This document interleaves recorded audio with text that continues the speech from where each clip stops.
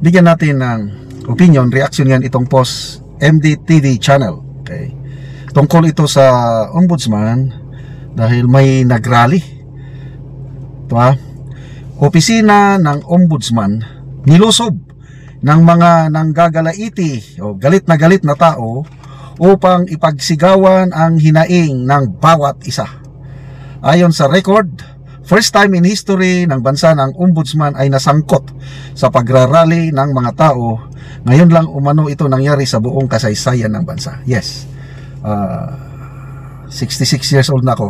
Pang ilang ombudsman ito? Pang 7 na ata. Tahimik ang ombudsman. Very dignified na opisina yan. Kinakatakutan ng mga may gumagawang kalukuhan. Talaga, ito may mga picture. I don't know kung kaninong mga grupo itong nagrally. Mga pulis.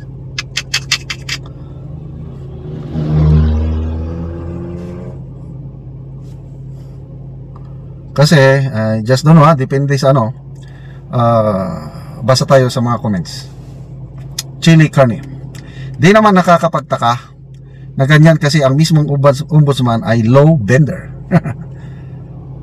Maninyera, protect the crooks. Wordley Batunon, sa tagal na ng ombudsman, ngayon lang yan naumupo si Remulla. Oh my God, yes. Ulitin ko, 66 na ako.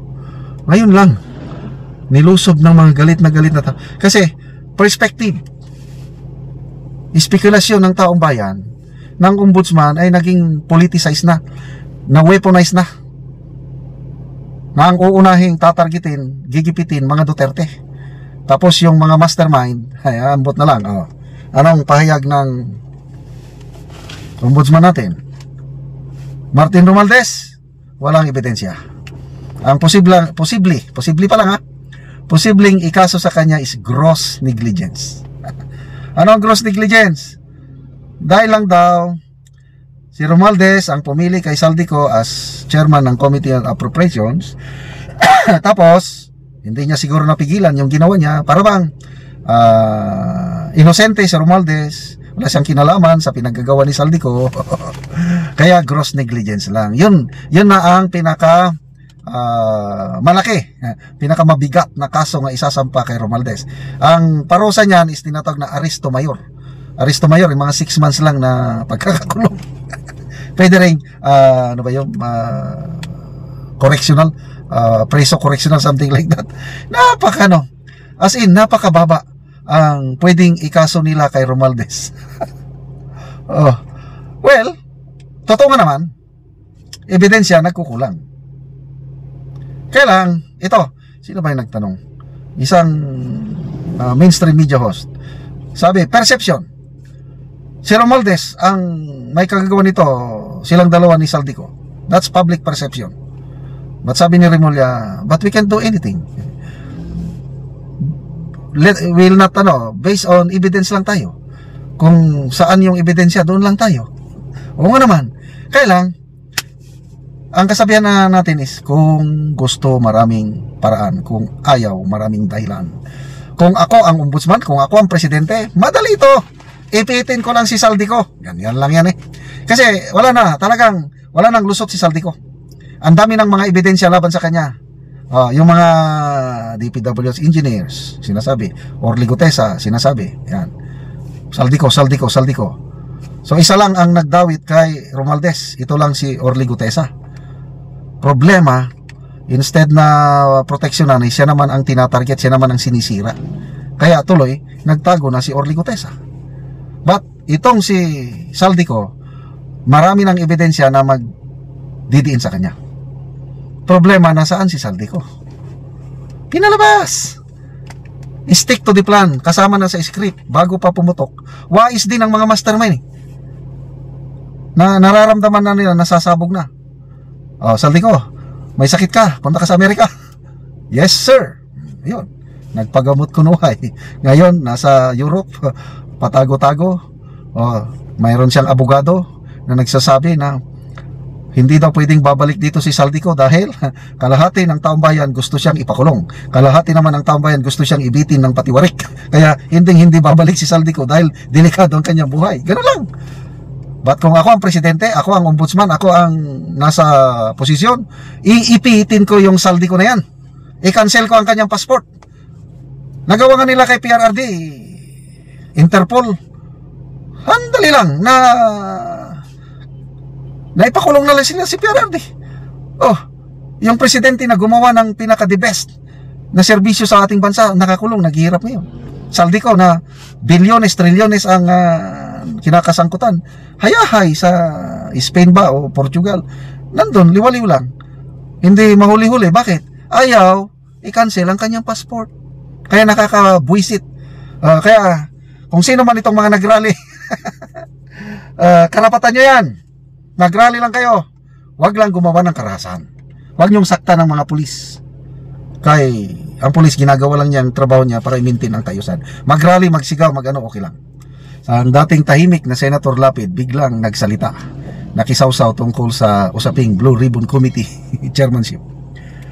Welcome na welcome. Ito ang tugon ni Senator Lito Lapid nang tanungin tungkol sa posibleng pagbabalik ni Senate President Pro Tempore Ping Lacson bilang chairperson ng Senate Blue Ribbon Committee. Bahagi ni Lapid, magandang ibalik si Lacson bilang leader ng committee dahil alam umano ng publiko na totoo kung mag-imbestiga ang senador. Ito ang kanyang statement. Alam nyo, credible naman talaga siya. Naging chief PNP yan, naging investigador yan, walang kaplastikan, walang kinakampihan. Kaya, tamang-tama yun. Yan ang paliwanag ni Senator Lapid. Okay. So, ako, komentaryo ko lang. That was before.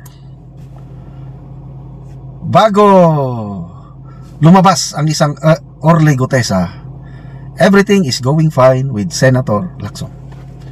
Palagi ko siyang pinupuri sa aking mga vlog. Nasabi ko, he's a man full of integrity.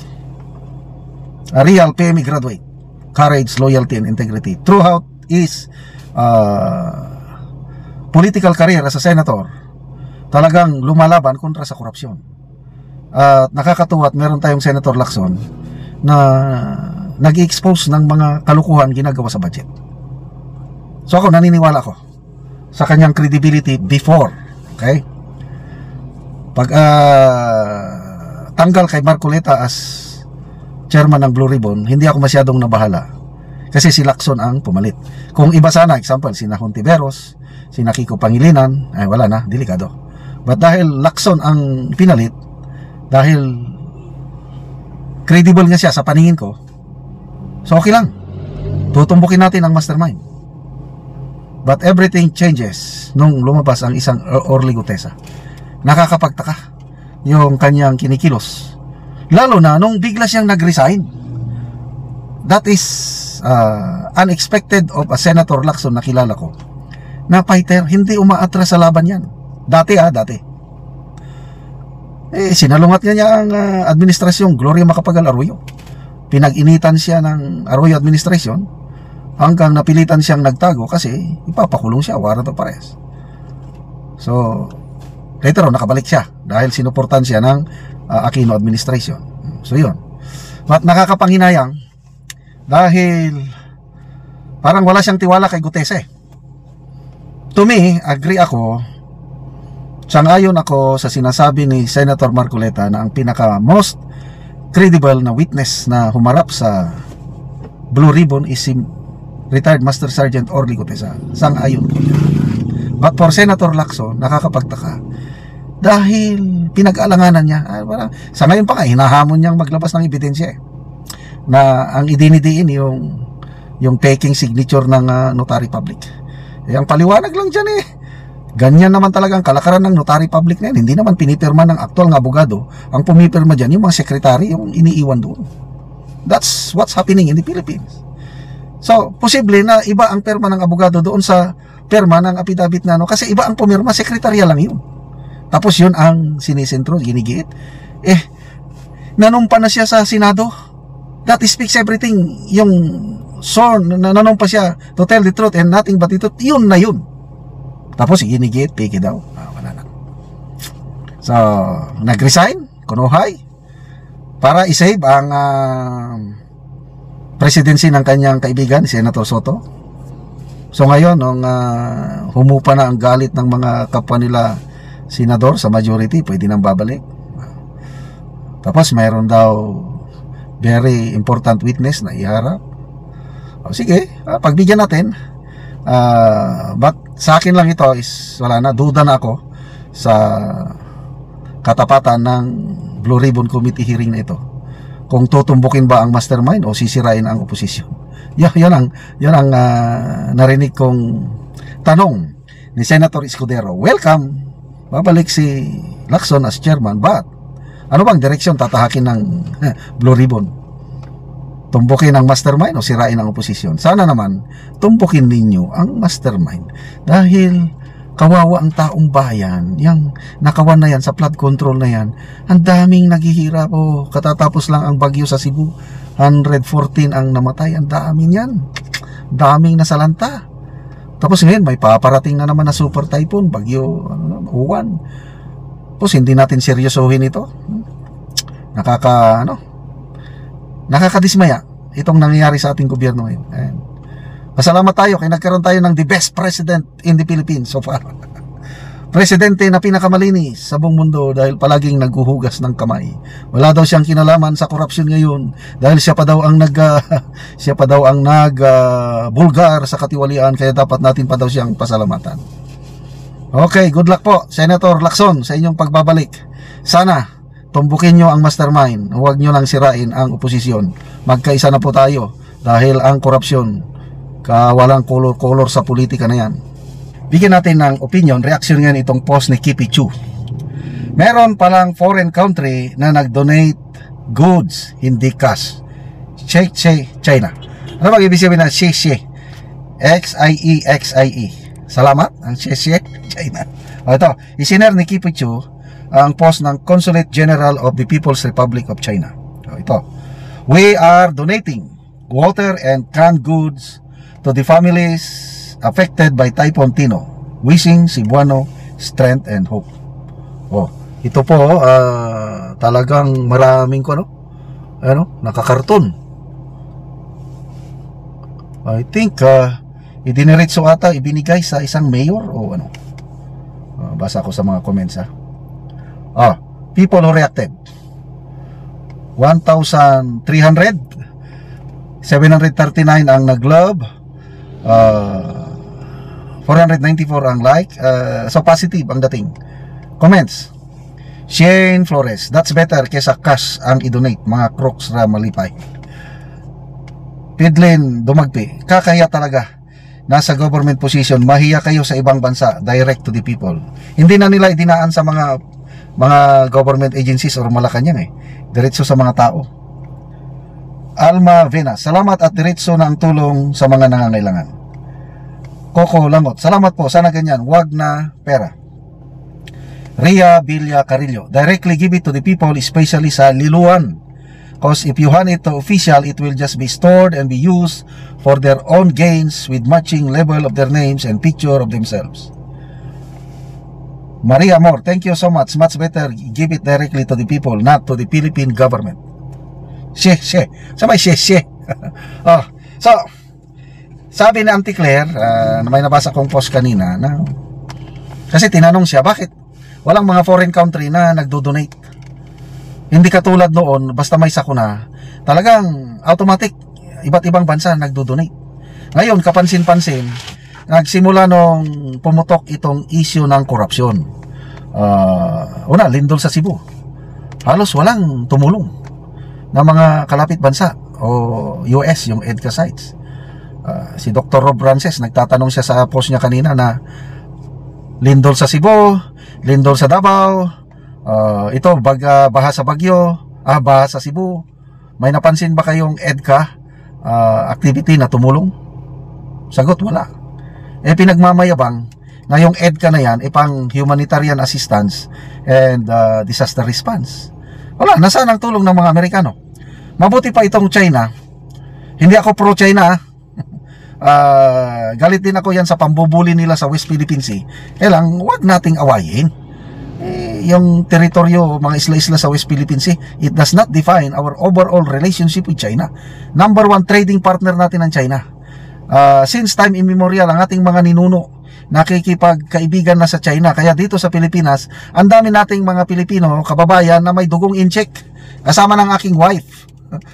Ito, mga 50% siguro ang dugong incheck ng aking wife. So bakit mawawayan ng China?